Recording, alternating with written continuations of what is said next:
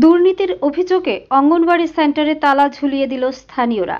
হায়রে শিক্ষা বিপ্লব, মায়ের জায়গায় মেয়ে শিক্ষিকা, তাও আবার মায়ের সেন্টারে ড্রেস পরে। আর এই ঘটনাকে কেন্দ্র করে তুমুল উত্তেজনা দেখা দেয় কমলাসাগর দেবীপুর ২৬ নং ওয়ার্ড এলাকায়।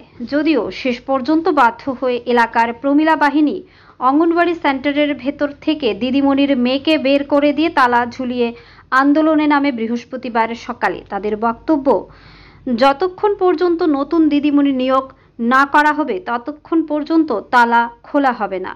ঘটনার বিবরণে জানা যায়, দেবীপুর ২৬ নং ওয়ার্ড এলাকার অঙ্গনওয়াড়ি সেন্টারে একজন দিদিমণি এবং একজন হেল্পার দীর্ঘদিন যাবৎ কাজ করে আসছে, কিন্তু সেই দিদিমণি সঞ্জু সরকারের বিরুদ্ধে এলাকার জনগণের দীর্ঘদিন যাবৎ অভিযোগ ছিল তিনি সময় মতো সেন্টারে আসছেন না, ছাত্রছাত্রীদের পড়াশোনা করাতে পারছেন না, এমনকি মিড ডে মিল খাওয়া নিয়েও অনেক অভিযোগ উঠেছিল।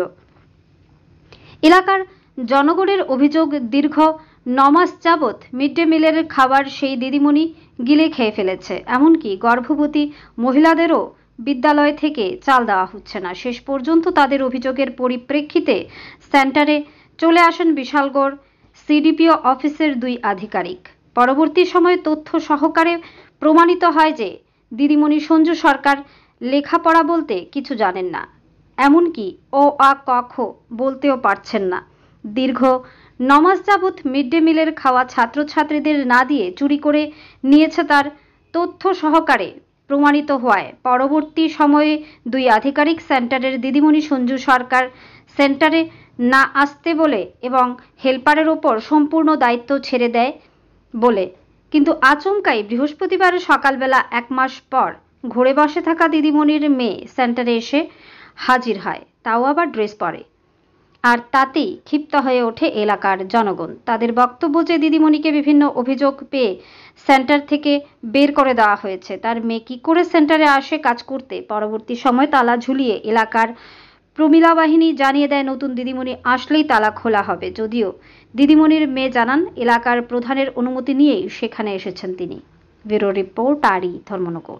মেয়ে যাইছে, আমরা এটা নিয়ে অভিযোগ দিদিমণি মায়া স্কুলের মধ্যে কেমন নাই, আমরা দিদিমণির তো সুপারভাইজার আয়াসের তো হে বেটিরে কইছে কিতা সঞ্জু দিদিমণির কইছে কিতা বাড়ি থাকুক, হেল্পারের কাছে দায়িত্ব দিয়া গেছে।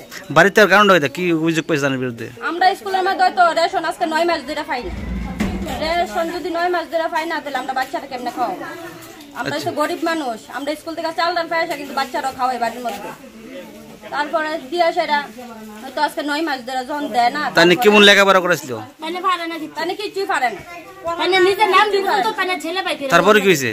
তারপর আমরা কইছি আমরা দিদিমণি লাগবে না, কত বড় পঞ্চায়েতে মিটিং করছে, আমরা কইছি আমরা দিদিমণি পাল্টাই দেব। তারপরে তারাও পাল্টায় না দিদিমণি। আজকে কি হয়েছে? আজকে মানে তাদের মেয়ে যায়, তাদের মেয়ে আমরা স্কুলের মধ্যে ঢুকানো কোনো মানে শাড়িটা পরছে কেমনে, দিদিমণির শাড়ি মেয়ে কেমনে পরে? এর বাড়ি কোন জায়গা?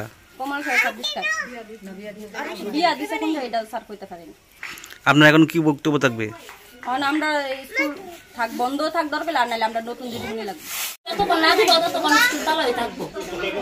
আপনার কি অভিযোগ? আমরা অভিযোগ দিদিমণির বদলে দিদিমণির মায়া কিভাবে স্কুলে আয়ে আর কিভাবে তার ড্রেসটা পরে, ওই অধিকারটা দিছে গাড়া।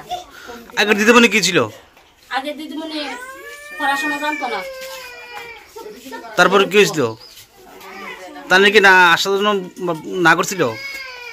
আসার জন্য না করছে না, তাই আয়ে মন ধরলে আয়ে, নাইলে নাই, তাই মর্জি মতো আয়ে আর কি। আচ্ছা, হেল্পার বিডি সব দায়িত্ব, তো হেল্পার বিডি ওই তালা তুলা খুলে চাল ডাল দিতে পারে।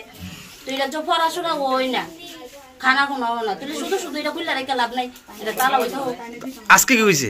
আজকে আমরা হেল্পারে কয়েছে যে তোমরা আগে চাল ডাল দিতে মু, তোমরা চাল ডাল নিয়ে আয়া, আমরা চাল ডাল নিতে আমি আয়া দিয়ে স্কুলের দিদিমণি, দিদিমণির মায়া, দিদিমণি নাই দিদিমণির মায়া আছে, তো মায়া থাকবো কি লেগে আমরা এটা লিয়ে অভিযোগ। আপনাকে তালা দিয়েছেন এখন?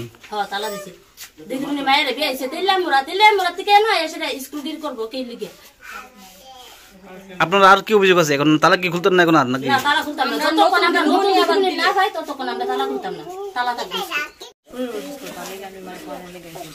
না এখন তো সিটি বসছে, তারা বলছিল যে আবার তো না আসার জন্য। তো এখন আপনি হঠাৎ 1 মাস পরে আজকে আসার কারণটা কি? প্রধান কিছু আজকে আমার লেগে গেছিল। তো আপনি যে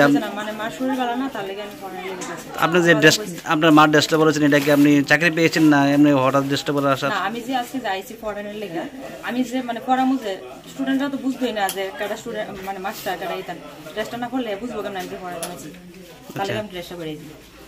আপনি আজকে সই করেছেন এখানে, ক্লাস করেছেন? পাবলিক যে অভিযোগটা, এই অভিযোগটা আমি কি বলবেন এ ব্যাপারে? তারা যে আপনার ক্লাস করতে পারতেন না এমন অভিযোগ দিয়েছে, আপনি কি? আচ্ছা, তারা তো অভিযোগ যে তারা মানে ভালো ইয়ে পাই থাকে। আমি তো আমার মার পরিবর্তে আইছি, বলতে আমার মা অসুস্থ শরীরে তার লেগে নিয়ে গেছি, আর আমি তো পড়াইতে পারি, আমি তো বিয়ে পাই। আপনার বাড়ি কোন জায়গা? আমার বাড়ি 26 টাকা। আপনার শ্বশুর বাড়ি? শ্বশুর বাড়ি তেলে আমার। আপনি কি এখানে থাকেন নাকি পরিবার নিয়ে এখানে থাকেন নাকি? পরিবার নিয়ে থাকি বলতে আমার সব কিছু নেই।